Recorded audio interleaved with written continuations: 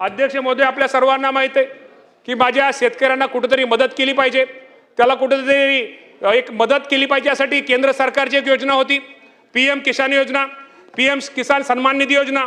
या योजनातून आतापर्यंत महाराष्ट्रामध्ये साधारणतः पहिल्यांदा, आता ते शेतकरी थोडे अजून कमी झालेत, साधारण पूर्वीचा विचार 1,19,00,000 शेतकऱ्यांना आतापर्यंत राज्य सरकारने 21 हप्त्यामध्ये, आज 22 आहे हे, आता ही घेतो ना, त्यामुळं पीएम किसान महाराष्ट्रातील 1,19,00,000 शेतकऱ्यांना आतापर्यंत 21 हप्त्यामध्ये साधारणतः 39,000 कोटी, 39,299 कोटी रुपयाची आधार रक्कम करण्यात आली। त्याचबरोबर राज्याने नमो शेतकरी महासन्मान निधी योजनेअंतर्गत 7 हप्त्यामध्ये रुपये 13,017 कोटी रुपये अदा करण्यात आलेले।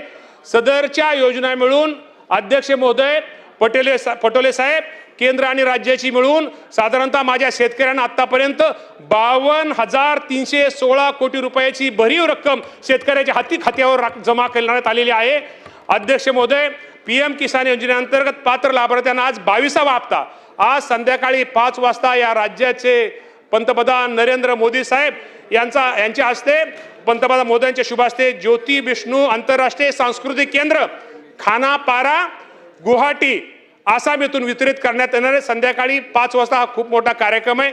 आता आपण पीएम किसानचं दिलं, नमोचा आपल्याला माहिती आहे की आपली राज्य सरकारची योजना आहे, त्याचंही आपण फायनान्सला ती फाईल पाठवलेली, त्याचाही एक येणाऱ्या दिवसामध्ये त्याचंही वाटप आपण निश्चित प्रकारे शेतकऱ्यांना करणार आहे।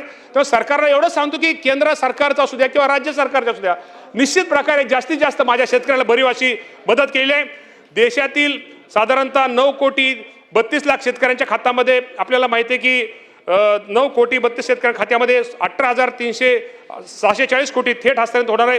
त्यापैकी महाराष्ट्रातील आजचा विचार केला तर महाराष्ट्रामधील 91,00,000 शेतकऱ्यांना पीएम किसानची मदत साधारणतः आज संध्याकाळी 5 वाजता त्यांच्या खात्यामध्ये जमा होणार आहे।